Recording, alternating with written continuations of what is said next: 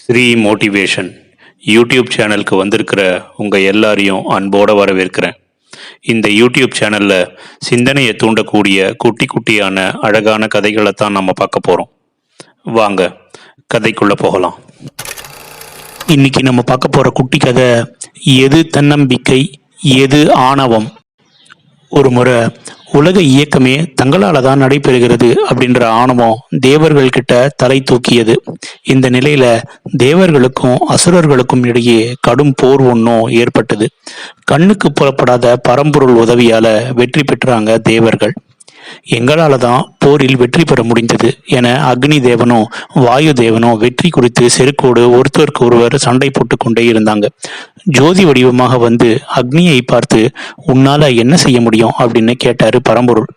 அதற்கு அக்னி சொன்னாரு, இந்த உலகில் உள்ள எதையுமே எரிக்கும் சக்தி என்கிட்ட இருக்கு அப்படின்னு. இதை கேட்ட அந்த பரம்பொருள், இதை எரி என்று அக்னி தேவனுக்கு முன்னாடி காய்ந்த சிறு சருகு ஒன்று போட்டாரு பரம்பொருள். தன்னுடைய முழு ஆற்றலையும் வெளிப்படுத்தியும் அக்னி தேவனால அந்த சருகை எரிக்க முடியவே இல்லை. அக்னி தேவன் தன்னுடைய தோல்வியை ஒப்புக்கொண்டாரு. அப்படியே பரம்பொருள் அந்த வாயுதேவனையும் அழைத்து அதே சோதனையை அவருக்கும் முன்வைத்தார். வாயுதேவனும் வந்தார். வாயுதேவனோ தன் முன்னாடி வைக்கப்பட்டிருந்த சிறு துரும்ப கூட அவரால் அசைக்கவே முடியவில்லை. அவரும் தன்னுடைய தோல்வியை ஒற்றுக்கொண்டார். பின்னர் தங்களின் தோல்வியை ஒப்புக்கொண்ட இருவருமே பரம்பொருள் முன்னாடி நின்றுட்டு இருந்தாங்க. ஆனா பரம்பொருளின் மாய வடிவத்தை பார்த்திராத தேவர்களின் தலைவன் இந்திரனோ தோல்வியை ஒப்புக்கொள்ள மறுத்தான். அந்த மாய தோற்றம் எது என்பதை கண்டறியாமல் விடுவதில்லை அப்படின்னு உறுதியோடு இருந்தான். அவனுடைய உறுதியை கண்ணுற்ற உமையம்மை அவன் முன்னாடி தோன்றி, அது எங்கும் நிறைந்திருக்கும் பரம்பொருள் அப்படிங்கிறத எடுத்து இந்திரனுக்கு சொன்னாங்க. தேவர் அசுரர் யுத்தத்துல நீங்க வெல்ல துணை நின்றது அந்த பரம்பொருளே என்று கூறிய பின்னரே இந்திரனோட ஆணவமும் அகன்றது. முதலில் பரம்பொருளை தரிசிக்கும் பேறு பெற்றவர்கள் இந்திரன், அக்னி மற்றும் வாயுதேவன் ஆகியோர் மூவரும் தான். அதனால தான் அகந்தை நிலையில் நீங்கிய இம்மூவரையும் உயர்நிலையில் வைத்து நாம போற்றுகிறோம்.